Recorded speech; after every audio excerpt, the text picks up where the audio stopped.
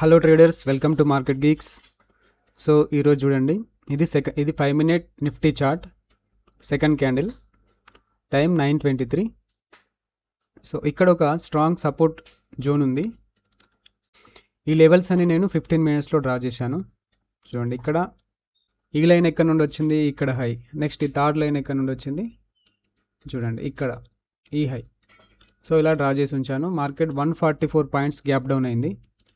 5 minutesలో చూసుకున్నట్టయితే ఒక strong candle పైనకి వెళ్ళి సో లాంగ్ విక్తో క్లోజ్ అయింది.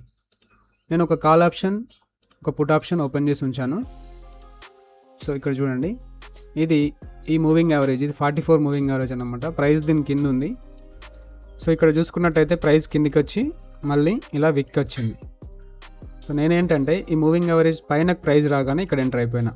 సో సెకండ్ క్యాండిల్ అంటే ఇది 1 minute chart, put option 1 minute chart, second క్యాండిల్లో ఎంటర్ అయ్యాను.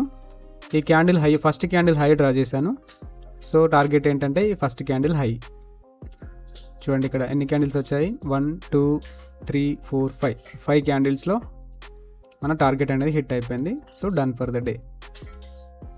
సో నేను లైవ్ మార్కెట్లో ఎలా ఎంటర్ అయ్యాను ఏంటనేది ఒకసారి చూడండి.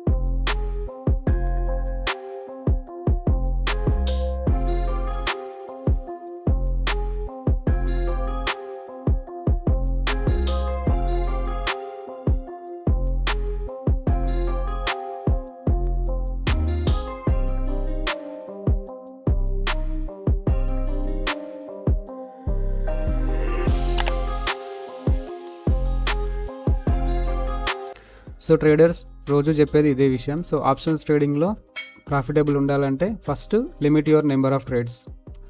1 or 2 ట్రేడ్ చేసి ఆపేశారనుకోండి, సో ప్రాఫిటబుల్ అవ్వడానికి కొంత ఛాన్సెస్ ఉంటుంది.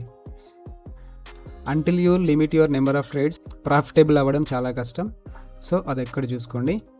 ఈ ఇన్ఫర్మేషన్ నచ్చితే లైక్ చేయండి. ఇలాంటి వీడియోస్ కోసం సబ్స్క్రైబ్ చేసుకోండి. Thank you.